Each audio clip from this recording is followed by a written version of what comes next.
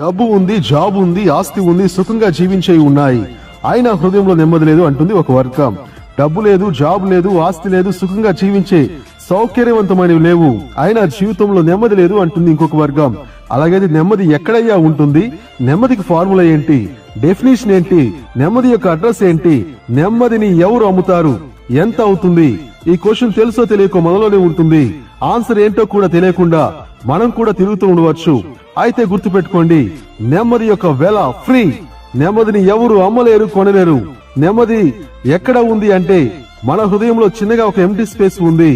దానిని ఫిల్ చేసినప్పుడే 100% నెమ్మదిని మనం అనుభవించగలం. ఒక చిన్న బిడ్డ ఏడుస్తుంటే అది చూసి ఆ తల్లి ఎత్తుకొని లాలిస్తుంటే ఆ బిడ్డ ఏడుపు పోయి ఆ తల్లి ప్రేమకు నవ్వుతుంది. అదే విధంగా మనము సృష్టించిన దేవుడి దగ్గరికి ఏ కలవరంతో వచ్చినా మనకి ఉన్న కలవరం నింపబడిన చోటులో దేవుని ప్రేమ నింపబడి నెమ్మది ఆటోమేటిక్ గా దొరుకుతుంది. గుండెకు నిబ్బరం, ఆత్మకు విశ్వాసం, మనసుకు శాంతిని ఇస్తుంది.